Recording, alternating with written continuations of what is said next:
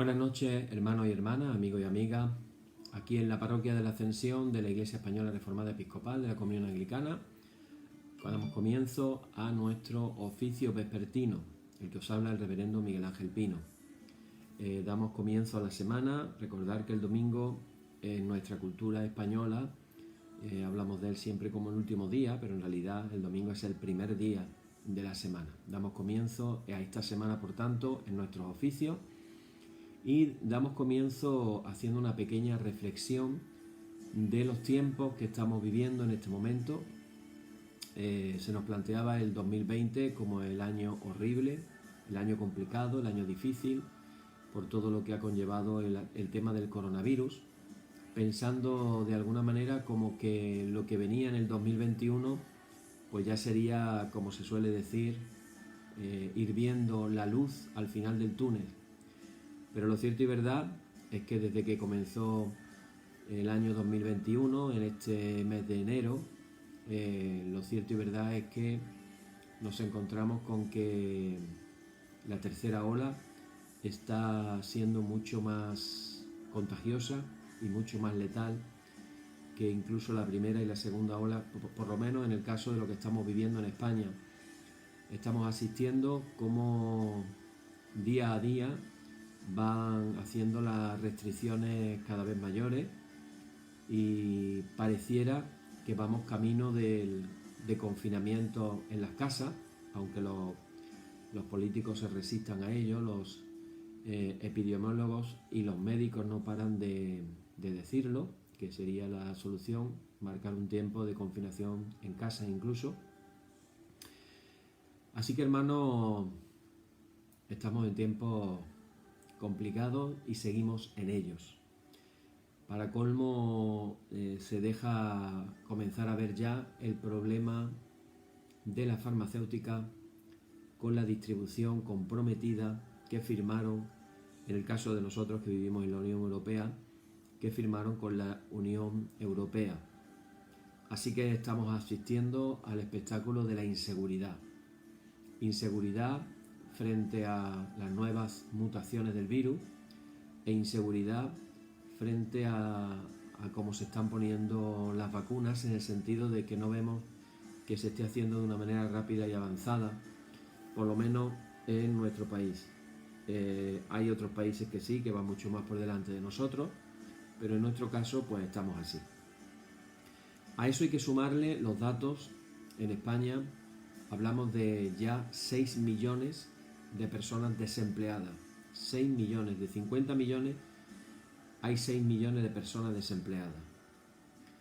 A eso hay que sumarle los gastos que son para el Estado del mantenimiento de algunas de ellas a través de los famosos ERTE, la gente que ha ido al paro, al desempleo, y la gente que reciben, una poca gente nada más, que reciben el ingreso mínimo vital. ¿A dónde nos lleva todo esto? Pues evidentemente nos lleva a la idea, hermanos y hermanas, de que el futuro es incierto. Entonces, ante esta situación que nos recuerda situaciones vividas por nuestros queridos hermanos de otras épocas, como por ejemplo en los primeros siglos, cuando eran perseguidos de manera cruel por el Imperio Romano y vivían vidas de verdad inciertas, pues nos lleva a un solo lugar: reconocer que solamente podremos encontrar paz y tranquilidad cuando venimos al Señor y cuando ponemos al Señor como el centro de nuestras vidas. Y eso es lo que queremos hacer, hermanos y hermanas, cada noche a través de nuestros oficios vespertinos: venir al sitio seguro al cual sabemos que podemos encontrar verdadera paz. Venir al refugio seguro donde sabemos que el Señor nos puede cubrir con sus alas. Venir al sitio seguro donde Jesús nos animó a que trajéramos todas nuestras cargas y las pusiéramos a sus pies.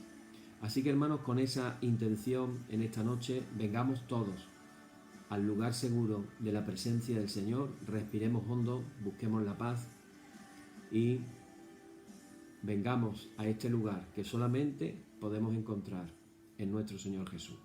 Así que, hermanos, os animo en vuestras casas que cerréis vuestros ojos, entréis en un estado de tranquilidad y con esa actitud vamos a poner en las manos del Señor nuestro oficio en esta noche. Padre bueno, que siempre nos quiere recibir con los brazos abiertos, en esta noche venimos ante ti para recibir tu abrazo, para recibir tu bendición, para recibir tu fuerza, para recibir tu ayuda y para sentir que estamos en el mejor lugar que podemos estar. Frente a este tiempo de adversidad, de incertidumbre, frente a este tiempo de tinieblas que estamos viendo en el mundo, Señor, queremos venir en esta noche a acercarnos a ti sabiendo que tú nos has prometido que tú también te acercarás a nosotros. Que tú seas el centro de nuestra vida, que tú seas alabado, exaltado y que la santidad de tu presencia inunde nuestros hogares en este momento. En el nombre de Jesús. Amén. Bien, hermanos, pues comenzamos. No se me olvida decir que estamos todavía en la semana unida de oración por la unidad de todos los cristianos en el mundo. Lo tendremos en cuenta en nuestras oraciones de nuestro oficio vespertino. Comenzamos como siempre diciendo: en el nombre de nuestro Señor Jesucristo sea luz y paz. Amén. Desde el nacimiento del sol hasta donde se pone, sea alabado el nombre del Señor. Sea el nombre del Señor bendito desde ahora y para siempre. Oh Dios, cuyo nombre es bendito desde la salida del sol hasta su ocaso, llena de ciencia nuestros corazones y abre nuestros labios en tu alabanza para que, como eres bendito con el debido honor por todos los siglos, así seas alabado de oriente a occidente por todas las naciones. Amén. Por tu misericordia, oh Dios nuestro, que eres bendito y vives y gobiernas todas las cosas por los siglos de los siglos. Amén.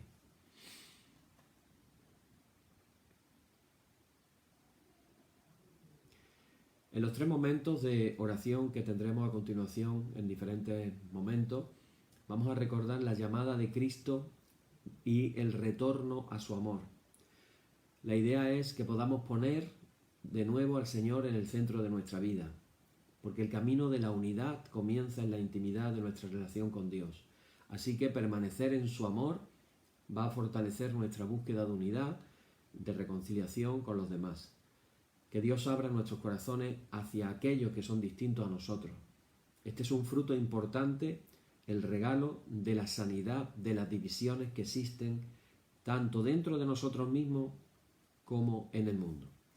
Así que en paz oremos al Señor la siguiente oración. Señor, tú eres el viñador que nos cuida con amor. Tú nos llamas a ver la belleza que hay en cada sarmiento unido a la vid y la belleza de cada persona. Pero a menudo nosotros, Señor, tememos la diferencia, nos centramos en nosotros mismos, se desvanece nuestra confianza en ti y la enemistad aumenta entre nosotros. Ven, Señor, y dirige de nuevo nuestros corazones hacia ti, concédenos vivir de tu perdón, para que podamos caminar unidos alabando tu nombre. Amén. Hacemos la letanía de la alabanza que dice: tú que nos has llamado para alabarte en esta tierra, gloria a ti. Te alabamos en medio de este mundo y junto con todos los pueblos de la tierra, en medio de la creación y junto con todas las criaturas. Tú que nos has llamado para alabarte en medio de la tierra, gloria a ti. Te alabamos desde el sufrimiento y las lágrimas, desde nuestras esperanzas y éxitos. Tú que nos has llamado para alabarte en esta tierra, gloria a ti. Te alabamos desde nuestros lugares de conflictos y malentendidos, desde nuestros lugares de encuentro y reconciliación. Tú que nos has llamado para alabarte desde esta tierra, gloria a ti. Te alabamos desde nuestras desavenencias y divisiones, desde la vida y la muerte, y desde el nacimiento de un cielo nuevo y una tierra nueva. Tú que nos has llamado para alabarte desde esta tierra, gloria a ti. Oíd el resumen que nuestro Divino Maestro ha hecho de los mandamientos de Dios. Amarás al Señor tu Dios con todo tu corazón y con toda tu alma y con toda tu mente. Este es el primero y el grande mandamiento, y el segundo es semejante a este: amarás a tu prójimo como a ti mismo. De estos 2 mandamientos pende toda la ley y los profetas, y a nosotros, discípulos suyos, nos ha dado Jesús un mandamiento nuevo diciendo: este es mi mandamiento, que os améis los unos a los otros como yo os he amado. En esto conocerán todos que sois mis discípulos si tuvierais amor los unos con los otros. Oremos, hermanos. Señor Jesucristo, sin cuya ayuda nada podemos hacer, vive en nosotros y capacítanos con tu gracia para que, llevando mucho fruto, demos gloria al Padre Celestial. Amén. Hermanos muy amados, reconociendo con sinceridad cuán lejos estamos de haber cumplido fielmente la voluntad del Señor, nos humillamos ahora en su presencia y con un corazón contrito confesemos todas nuestras faltas y transgresiones, seguros de que Él oirá nuestra súplica. Decimos todos juntos: Padre omnipotente y misericordioso, la confusión y la vergüenza no nos dejan levantar nuestro rostro en tu presencia. Por eso, con humildad y dolor de corazón, confesamos que nos hemos desviado de tu sendero y, como ovejas perdidas, hemos andado descarriados fuera de tus caminos. Hemos seguido desordenadamente las intenciones y deseos de nuestro propio corazón. Hemos roto tus santos mandamientos. Además de no hacer lo que debíamos, hemos hecho lo que no estaba bien hacer. Por eso, Señor, ten misericordia de nosotros, pobres pecadores. Perdona, oh Dios, a los que confiesan sus culpas, restaura a los que se arrepienten, según tus promesas declaradas a toda la humanidad, en Jesucristo nuestro Señor. Amén. Y el Señor Jesucristo, que tiene la potestad de perdonar pecados sobre la tierra, y que no desecha al pecador, que a él acude para salud, oiga vuestros ruegos, perdone todos vuestros pecados y os conceda su Santo Espíritu, para que vuestra vida sea de aquí adelante pura y santa, hasta que seáis recibidos en el goce de su eterna gloria en las mansiones del Padre Celestial. Amén. El Señor sea siempre con vosotros. Señor, abre nuestros labios y nuestra boca anunciará tu alabanza. Vamos a leer en esta noche un salmo que nuestro hermano querido Israel ha leído esta mañana en su meditación de la palabra del Señor, que nos ha traído maravillosa. Salmos número 61, si no me equivoco. Pues sí, me estoy perdiendo ahora. Perdón, 91. A ver si me vuelvo a equivocar. Ahora sí.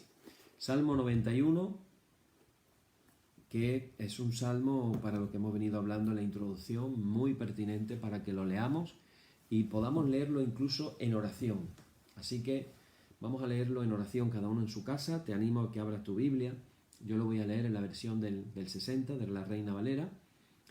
Y te animo a que lo leas en tu casa conmigo y lo hagas en oración, como que tú fueras el salmista, el que está diciendo estas cosas. Así que en el versículo 2, cuando dice diré yo al Señor, que seas tú mismo el que sientas que lo estás diciendo.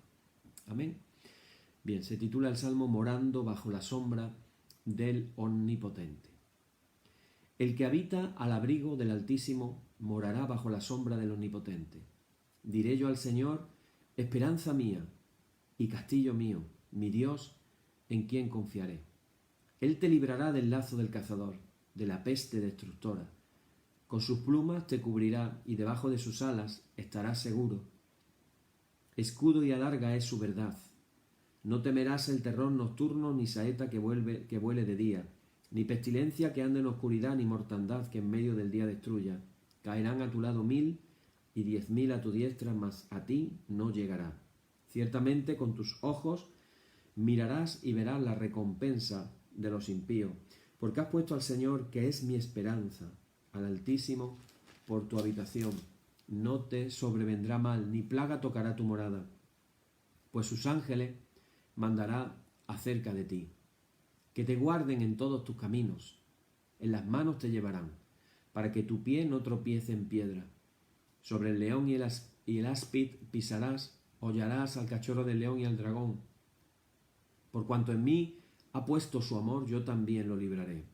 Le pondré en alto, por cuanto ha conocido mi nombre. Me invocará y yo le responderé.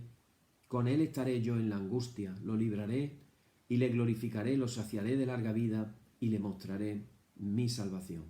Gloria y honor al Padre y al Hijo y al Espíritu Santo por los siglos de los siglos. Amén. Bien, pues pasamos ahora mismo a continuar con el tema que estamos haciendo de la aproximación histórica a Jesús. Y os digo ya de antemano, os anuncio que estamos comenzando la semana, que muy probablemente vamos a llegar entre hoy y mañana, vamos a concluir el tema. La verdad es que todavía me quedaría en el tintero, pero creo que 40 estudios acerca de una aproximación histórica a Jesús nos da bastante información para tomar ideas para nuestra propia oración personal en nuestra relación con Él y también para poderle imitar a Él. Ojalá que se haya cumplido el objetivo que teníamos, un objetivo muy humilde, muy sencillo, que no era otro que en la medida en que conocemos más al Señor, lo amamos más. Lo amamos más. Y cuanto más lo amamos, más deseos tenemos de agradarle y de servirle.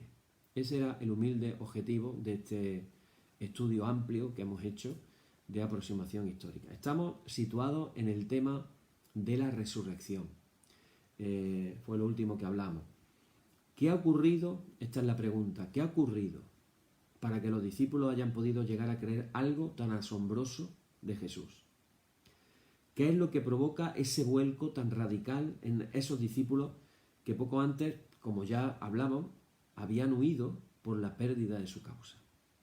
¿Qué es lo que viven ahora, después de su muerte? ¿Podemos aproximarnos a la experiencia primera que desencadena su entusiasmo por Cristo resucitado? Es otra pregunta. Los relatos llegados hasta nosotros, dirían los historiadores, desde un punto de vista de la historia, recordar que estamos haciendo una aproximación histórica, desde el punto de vista de la historia, no de la fe, que es otro tema, desde el punto de vista de la historia, parece que los relatos no permitirían establecer de una manera segura y definitiva los hechos que se han producido después de la muerte de Jesús. ¿Por qué los historiadores no pueden certificar esto? Porque el método histórico es un método científico de comprobación de las cosas y aquí entramos en un, vamos a decirlo, en un problema de que si desde el mundo científico no se reconoce la actuación sobrenatural de Dios, lógicamente todo lo que sea sobrenatural se va a negar por parte de la ciencia por principio. O sea, por principio se niega. Recordar también que a veces hemos comentado cómo los textos antiguos, llámese de la cultura babilónica, de la cultura egipcia, de otras culturas, parecieran que tienen mayor valor histórico que cuando se enfrentan de la misma manera a la Biblia. O sea, la Biblia hay que no creerla por principio hasta que no se demuestre lo contrario. O sea, esa, digamos, es la manera de acercamiento de los estudiosos, eruditos. Sin embargo, cuando se acercan a otros textos, por ejemplo, de los filósofos griegos, o se acercan, imaginaros, por poner un ejemplo, los manuscritos acerca de Platón más cercanos a Platón fueron copiados 900 años después de su escritura. Esa es la diferencia de espacio en el tiempo de los escritos de Platón. Sin embargo, poco se niega de que Platón hubiera escrito todo eso después de 9 siglos. 9 siglos.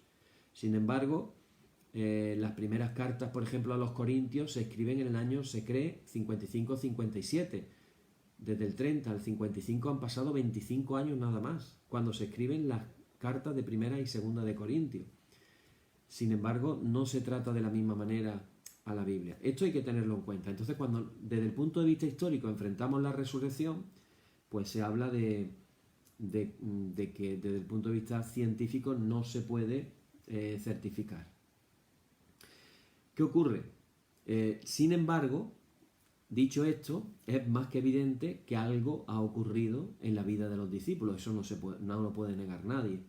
De hecho, la predicación apostólica tiene un entusiasmo, una audacia que es impensable sin un contacto real de los testigos con ese fenómeno totalmente nuevo e inesperado que les ha llegado desde afuera y que no es otra cosa que la manifestación de Cristo resucitado y en el hecho de que hablara Jesús resucitado, hablara con ellos. Hay un dato que a mí me gusta recordar mucho, hermanos y hermanas, abro un pequeño paréntesis, que a veces se nos pasa. Casi siempre cuando pensamos en Jesús resucitado, nos vienen a la imagen esas apariciones de Jesús, ¿verdad? Y entonces recordamos, ¿y qué recordamos? Pues recordamos que Jesús se apareció a las mujeres que fueron al sepulcro, a María Magdalena, que Jesús se apareció a aquellos discípulos que estaban reunidos en el aposento alto, hasta en 2 ocasiones se habla de eso. En una no estaba Tomás, y cuando los discípulos le cuentan a Tomás lo que había pasado, él no lo cree. Entonces tiene que haber hasta otra segunda aparición de Jesús, en la cual ya sí está Tomás, y entonces Tomás hace esa afirmación tan importante cuando dice Señor mío y Dios mío. Reconoce a Jesús el Kyrios, que esa palabra recordar solo se utilizaba para designar la sustitución de la palabra Yahvé o Jehová en el Antiguo Testamento en la Biblia griega de la Septuaginta. Así que decir Kyrios era decir Yahvé. Es como decir Señor mío, Yahvé mío, Señor mío y Dios mío. Reconoce su divinidad. Tenemos también el recuerdo de la aparición, por ejemplo, a los de Maús, ¿verdad? Pero fijaros que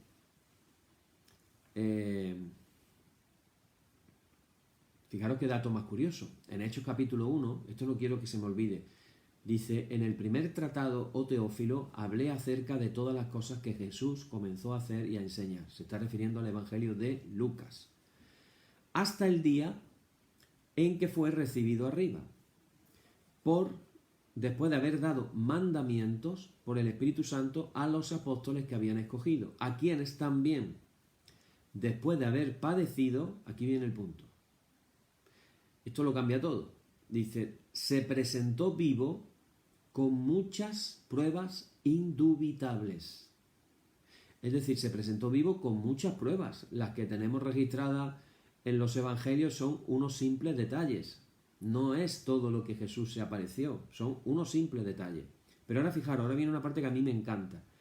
Dice, apareciéndoseles durante 40 días y hablándoles acerca del reino de Dios.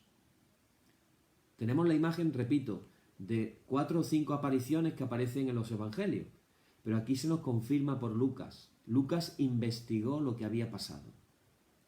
Por ejemplo, Lucas es el que más habla de la infancia de Jesús y lo que vivió la Virgen María. ¿Cómo sabía eso Lucas? Porque lo investigó. ¿Quién le contó esas cosas que María vivió en primera persona? Por ejemplo, con la aparición del ángel Gabriel, o cómo ella después dijo lo del Magnífica, cómo se fue a ver a su prima Elizabeth, etc. ¿Cómo sabía eso? Porque investigó. Entonces, o los discípulos se lo contaron, o habló directamente con la Virgen cuando estuvo por 2 años en Jerusalén, pero aquí también se habla de que estuvo 40 días apareciéndosele a los discípulos. Si se apareció una vez al día, pues ya estamos hablando de 40 apariciones como mínimo, pero si fueron más días los que se apareció o más momentos del día, pues ya estaríamos hablando de muchas más veces. 40 días y uno se pregunta, ¿y qué hizo Jesús en esas apariciones con los discípulos? Pues aquí está lo bonito. Jesús durante 40 días todavía, después de lo que él le había enseñado, esos 3 años de ministerio, todavía necesitó 40 días más específicamente para hablarle a ellos particularmente acerca del reino de Dios. Hoy diríamos, recibieron un curso intensivo acerca del reino de Dios, un curso intensivo, 40 días. Y después de eso llegó su momento, ascendió a los cielos, como también lo cuenta Lucas, no sin antes decirles que esperasen la promesa del Padre en Jerusalén y recibirían poder y serían testigos en Jerusalén, en Judea, en Samaria y hasta lo último de la tierra. Así que ahí está la experiencia, que no es una experiencia puntual, fue una experiencia intensa, muy intensa. Y como colofón, el día de Pentecostés estaban todos reunidos, estaban orando, unánimes y juntos, nos dice la palabra, y ahí se derramó el Espíritu Santo, que les llenó de poder y de fuerza, y salieron hablando en otras lenguas, pero ese ya es otro tema que lo hablaremos algún día más adelante, si Dios quiere. Aquí estamos hablando de ese tiempo que tuvo que ser un tiempo rico, complejo, en el que vamos a ver que concurren diversos factores, no solamente uno. Daros cuenta de que los seguidores de Jesús han reflexionado sobre lo ocurrido, han recurrido a su fe en la fidelidad de Dios y en su poder sobre la muerte, han recordado lo vivido junto a Jesús con tanta intensidad, todas las cosas que Jesús les había dicho. Ahí en ese proceso van a llegar preguntas, reflexiones, acontecimientos inesperados, vivencias de fe muy intensas, y todo ha ido contribuyendo a despertar en ellos una fe nueva en Jesús. Ahora van a creer en Jesús, pero ya de una manera diferente. Fijaros la expresión de Tomás, Señor mío y Dios mío. Ellos son conscientes de lo que ha sucedido con Jesús y lo atribuyen a Dios. Solo Él podría estar revelándoles, además, algo tan grande y tan inesperado.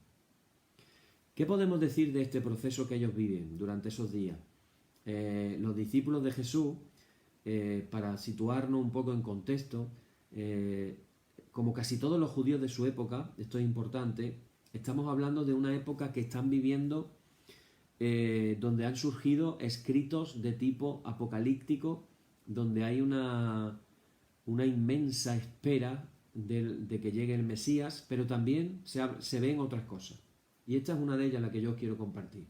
Los judíos de esa época esperaban para el final de los tiempos lo que se llamaba la resurrección de los justos. ¿Qué es eso? Sin este horizonte de esperanza difícilmente hubieran podido decir algo de la resurrección. No era una convicción arraigada a lo largo de los siglos, tengamos en cuenta esto. Estamos hablando de que eso fue algo bastante reciente, que todavía incluso se formulaba teológicamente, estamos hablando de los judíos, no de los cristianos, de los judíos, teológicamente se planteaba de diferentes maneras.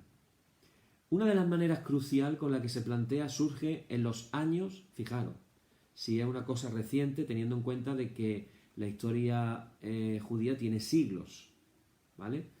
Entonces, esto surge en los años 168 al 164 a.C., cuando un número incontable de fieles judíos fueron martirizados por Antíoco Epifanes por permanecer fieles a la ley.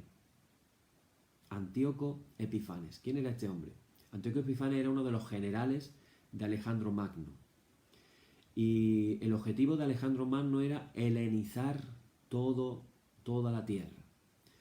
Llevar el griego como lengua principal, pero junto con el griego llevar la manera de construir, la manera de pensar y lo que era la filosofía y la cultura griega que helenizó todo el mundo conocido y de la cual bebieron los romanos cuando formaron el Imperio Romano, que de hecho los dioses romanos, la mayoría son herencia con nombres cambiados de los dioses griegos. ¿Qué pasó entonces? Esta gente decidieron permanecer fieles a la ley de Dios. Y Antíoco, que estaba queriendo helenizar la Tierra Santa, se encontró con esta gente cabezona, empeñada, persistente en cumplir única y exclusivamente su ley. Claro, cuando esta gente muere, surgen preguntas. Y una de ellas es, ¿puede Dios abandonar definitivamente en la muerte a aquellos que han amado hasta el extremo de morir por Él? La gente se hacía estas preguntas. Miles de judíos muertos por amor a la ley, por amor a su Dios, ¿van a quedar olvidados? ¿Su memoria se va a perder? Y entonces comienzan a surgir preguntas. ¿No devolverá la vida a los que la han sacrificado por serle fieles? Por eso hablan de la resurrección de los justos. Eran probablemente preguntas que se están haciendo también los seguidores de Jesús, del mismo tono, de la misma manera, ante su muerte. El profeta Daniel había respondido proclamando una fe nueva. Dice que al final de los tiempos los que han permanecido fieles a Dios se salvarán. Dice estas palabras: muchos de los que duermen en el polvo de la tierra se despertarán, unos para la vida eterna, otros para el oprobio y el horror eternos. Los sabios brillarán como el esplendor del firmamento. Los que guiaron a muchos por el buen camino serán como las estrellas por toda la eternidad. Los mártires fieles a Dios y los sabios que han guiado a muchos por el buen camino despertarán del sueño de la muerte. Ahora no son más que polvo, pero Dios los hará brillar como las estrellas. Estas palabras decía el profeta Daniel. Está claro que los discípulos de Jesús están compartiendo ese tipo de fe. Esa época ya es muy aceptado, sobre todo entre los, como hemos dicho antes, escritores apocalípticos, aunque serán los grupos fariseos los que más promueven este tipo de fe entre el pueblo, es decir, la resurrección. Serán los saduceos, la aristocracia sacerdotal, los que rechazan como una novedad no atestiguada en las tradiciones más antiguas. Probablemente, como los demás judíos piadosos, también ellos recitaban todos los días, al salir y al ponerse el sol, esta bendición, que se decía: bendito eres, Señor, que haces vivir a los muertos. Esta esperanza tiene que haber ayudado sin duda a los discípulos a interpretar mejor lo que están viviendo. Si experimentan a Jesús vivo, ¿no será que ya ha llegado esa resurrección final de los justos? ¿No está Jesús viviendo esa salvación plena de Dios? Sin embargo, la resurrección, entrando más al detalle con Jesús, la resurrección anticipada de una persona antes de llegar el fin de los tiempos, era algo completamente insólito, porque lo que se estaba esperando era algo generalizado. Recordad lo que hemos dicho, resurrección de los justos, en plural. Seguramente los discípulos habían oído hablar también del martirio de 7 hermanos torturados por Antíoco Epifanes juntamente con su madre. En el relato, que era muy popular en la época, realmente impresiona. No se puede decir nada con seguridad, pero la evocación de mártires concretos resucitados por Dios les pudo permitir superar más fácilmente el escándalo de la cruz. Recordar lo que habíamos dicho: Jesús fue asesinado, ejecutado injustamente por su fidelidad a Dios. No ha podido ser aniquilado por la muerte.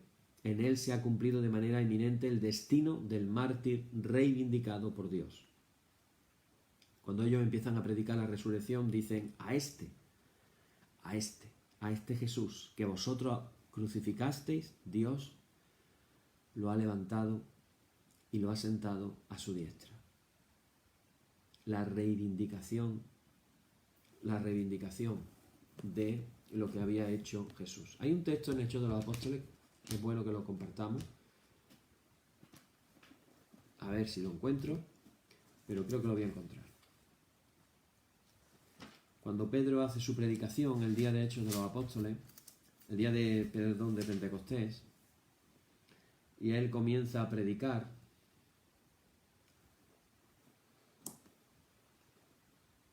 dice, fijaros lo que dice: a este Jesús resucitó Dios, de lo cual todos nosotros somos testigos. Así que, exaltado por la diestra de Dios y habiendo recibido del Padre la promesa del Espíritu Santo, ha derramado esto que vosotros veis.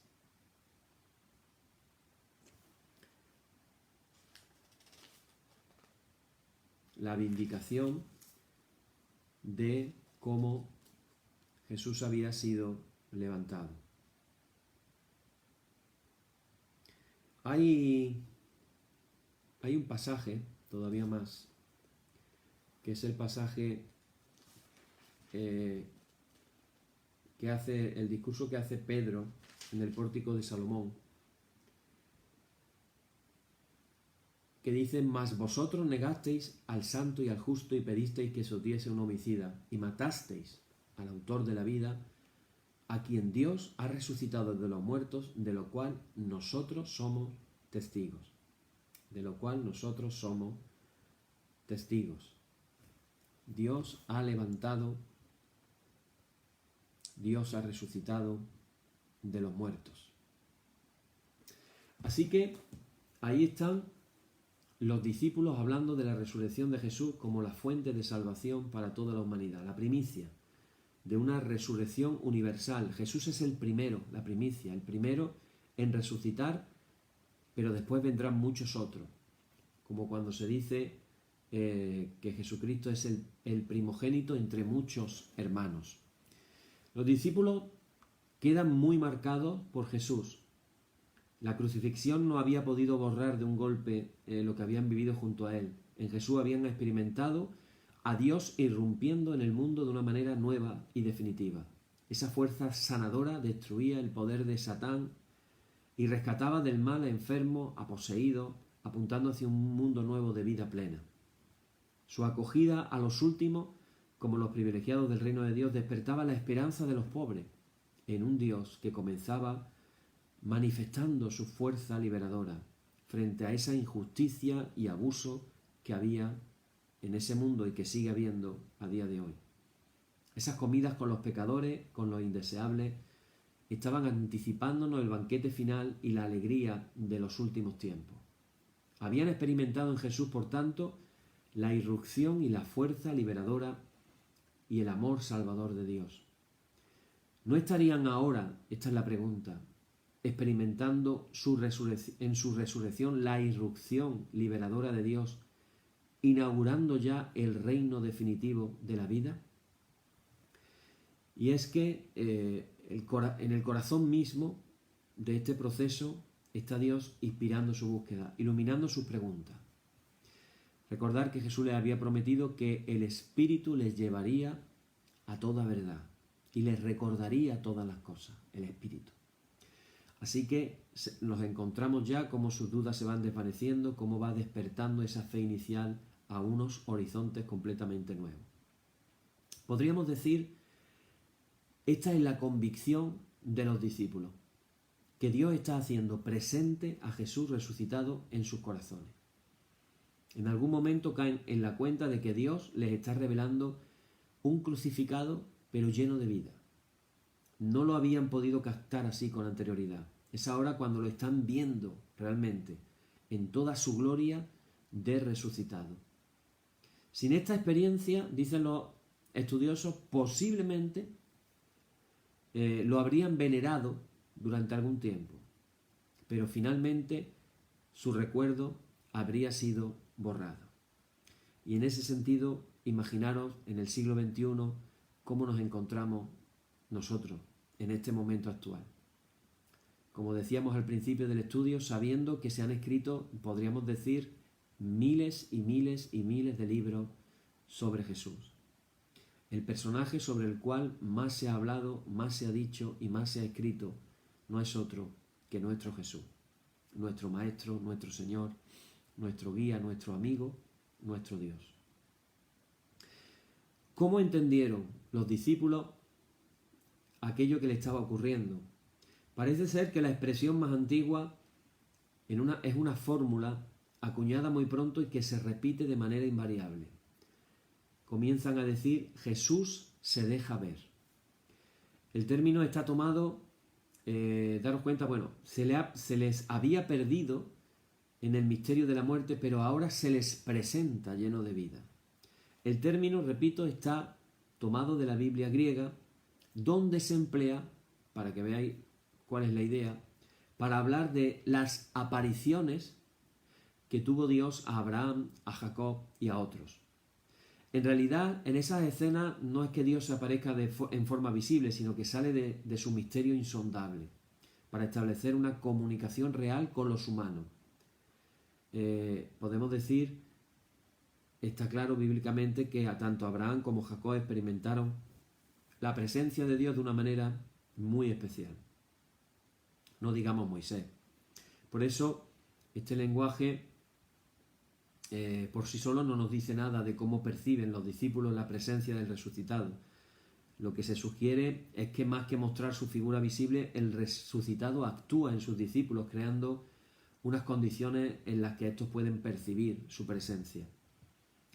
Es más enriquecedor conocer qué dice Pablo de su propia experiencia, pues es el único testigo, bíblicamente hablando, que habla personalmente de algo que él ha vivido de manera personal. En ningún momento lo describe o explica en términos psicológicos, no entra en cuestión psicológica. Él habla del hecho como que lo que le ha ocurrido es una gracia, un regalo, que él atribuye totalmente a la iniciativa de Dios, a la intervención del resucitado. Él solo puede decir que ha sido alcanzado por Cristo Jesús, que el resucitado se ha apoderado de él, que lo ha hecho suyo. En esta experiencia ha descubierto el poder de su resurrección. Pablo tiene conciencia de que lo que se le está revelando es el misterio que se encierra en Jesús. Lo que está viviendo es la revelación de Jesucristo. Se le caen todos los velos. Jesús se le hace claro, diáfano, luminoso, y no es una ilusión, no es una imaginación, es una realidad enorme, grandiosa. Dios ha querido revelar en mí a su Hijo, nos cuenta en una de sus epístolas. De hecho, el impacto ha sido tan poderoso que provoca una completa reorientación total de su vida. Podríamos decirlo que yendo camino de Damasco tenía unas intenciones y un programa de vida, y cuando el resucitado se le aparece en mitad del camino, le cambia y le revoluciona completamente lo que será su vida a partir de ese momento. Ojalá que nosotros podamos tener encuentros con el Señor que nos marquen y nos impacten de esa manera que nuestra vida quede completamente reorientada por la voluntad del Padre. Ojalá que pueda ser así también en nosotros. Y es que el encuentro que Pablo tiene con el resucitado le hace comprender el misterio de Dios y la vida de una manera radicalmente nueva. Pablo ya nunca será el mismo.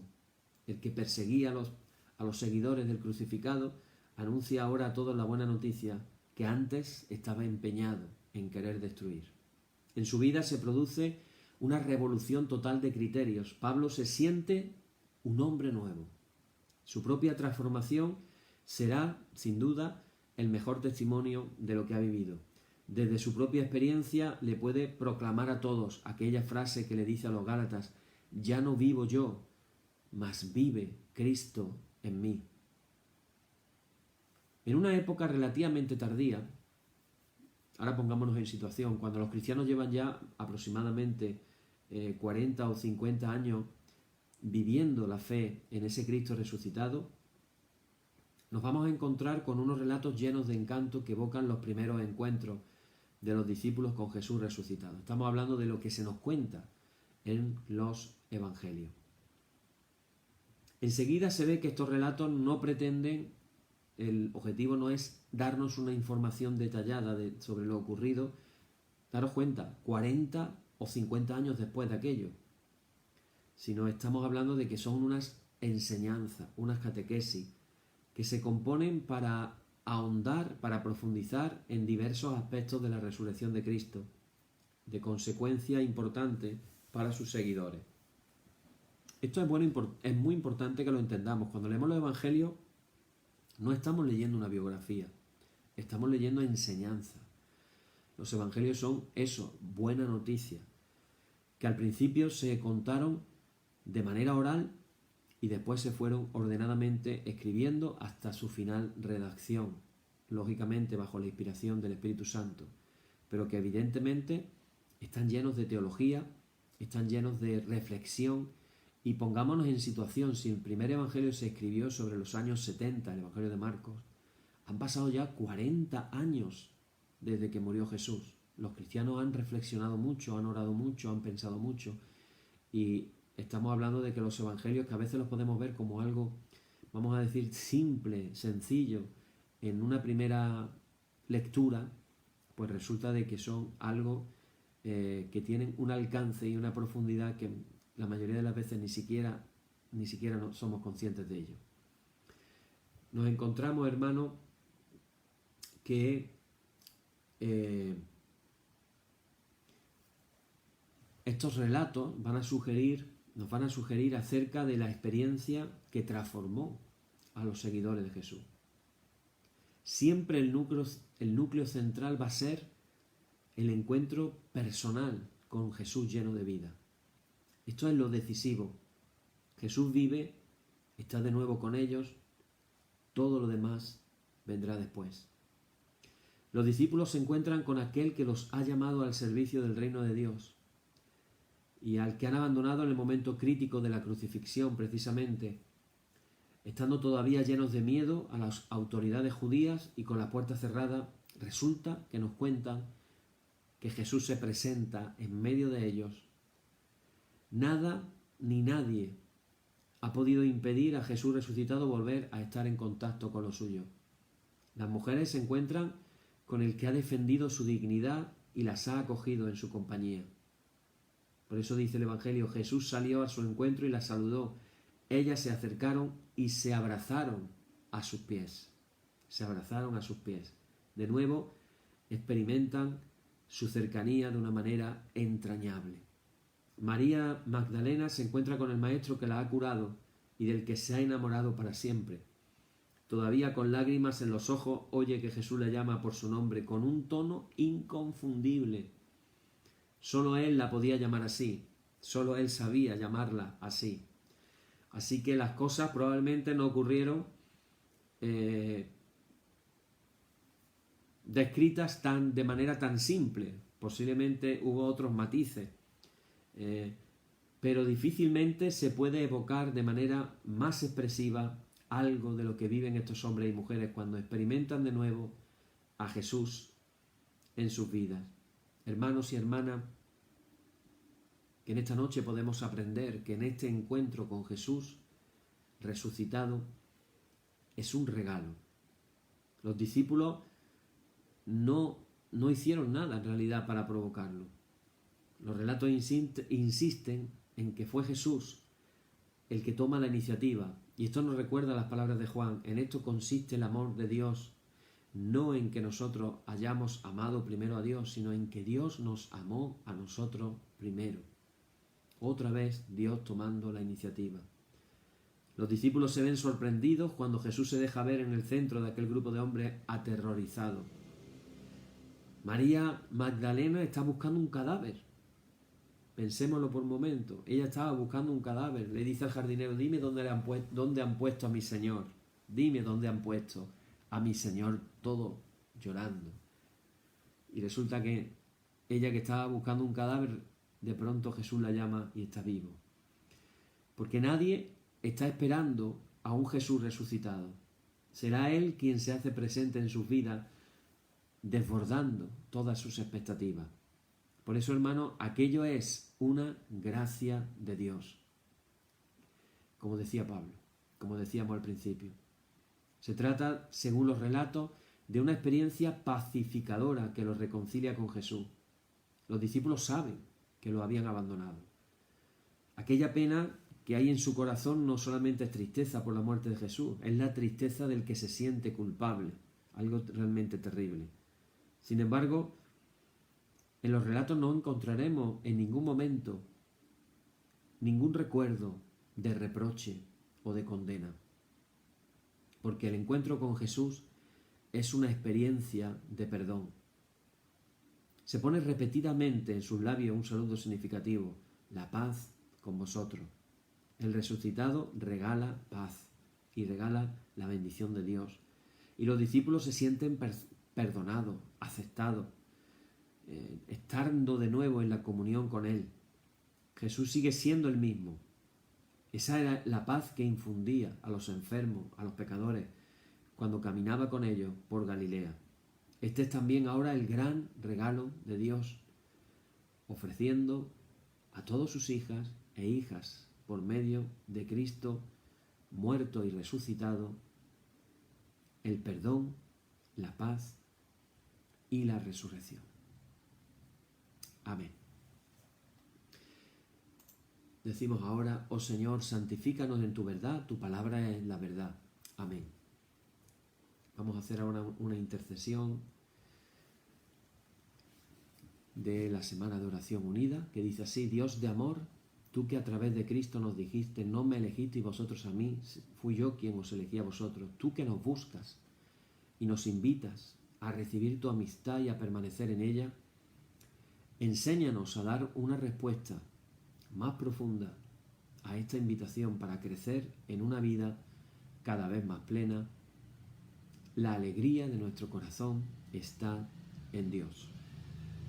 Dios de vida, tú que nos llamas a alabarte desde la realidad de nuestro mundo y a reconocernos unos a otros como un regalo de tu gracia. Haz que tu amorosa mirada que reposa sobre cada uno de nosotros abra nuestro corazón para aceptarnos unos a otros tal como somos. La alegría de nuestro corazón está en Dios. Dios que congregas, tú nos mantienes unidos como una sola vid en tu Hijo Jesús. Haz que su espíritu de amor permanezca en nosotros en todos nuestros encuentros en la iglesia, en todas nuestras reuniones, cuando celebramos la cena del Señor, cuando hacemos nuestros oficios. Concédenos que podamos celebrar gozoso tu presencia prometida en nosotros. La alegría de nuestro corazón está en Dios. Dios del único viñedo, tú que nos llamas a permanecer en tu amor en todo lo que decimos y hacemos, acariciados por tu bondad. Concédenos que seamos reflejo de tu amor en nuestros hogares y lugares de trabajo. Haz que podamos tender puentes que superen nuestras tensiones y discordias. La alegría de nuestro corazón está en Dios. Y habiendo orado de esta manera, nos dirigimos al Padre con la oración que Jesucristo mismo nos enseñó. Padre nuestro, que estás en los cielos, santificado sea tu nombre. Venga tu reino, hágase tu voluntad como en el cielo, así también en la tierra. El pan nuestro de cada día, dánosle hoy, y perdónanos nuestras deudas, así como nosotros perdonamos a nuestros deudores.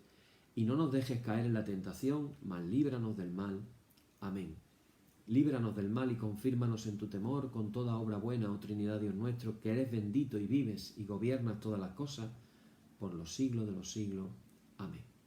Señor, muéstranos tu misericordia y danos tu salud. Llena a tus ministros de virtudes y da alegría a tu pueblo escogido. Acuérdate siempre de esta congregación que tú has poseído desde el principio. Oh Dios, purifica nuestros corazones y no quites de nosotros tu Santo Espíritu. Por la tarde, de mañana y al mediodía, justo es, oh Señor, que te alabemos. Señor Dios omnipotente, que de la tarde, la mañana y el mediodía has hecho un día solo y has mandado al sol que conozca su ocaso, abre, te rogamos, las tinieblas de nuestros corazones y brillando tú en ellos te conozcamos como Dios verdadero y luz eterna. Amén. Por tu misericordia, oh Dios nuestro, que eres bendito y vives y gobiernas todas las cosas por los siglos de los siglos. Amén. Hermanos y hermanas, en el nombre de nuestro Señor Jesucristo terminemos con paz. Gracias sean dadas a Dios. Amén. Y la paz que al subir a los cielos dejó Jesús a sus discípulos sea siempre con vosotros en toda su plenitud. Y la bendición de Dios el Padre Omnipotente y del Hijo y del Espíritu Santo descienda sobre vosotros y more en vosotros eternamente. Amén. Bien, hermanos, pues hasta aquí llegamos en el día de hoy. Recordad que mañana será posiblemente ya nuestro último día de estudios de aproximación histérica. Llegaremos al estudio número 40. Podéis verlos todos seguidos en el canal de YouTube. Y si queréis estudiarlo, tomar apuntes, hay personas, me consta, que están estudiándolo, tomando apuntes y volviéndolo a escuchar varias veces.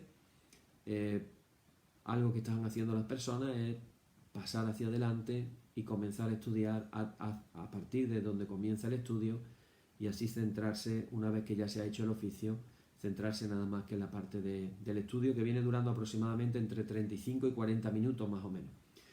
Bueno, hermanos, recordando lo que dijimos al principio,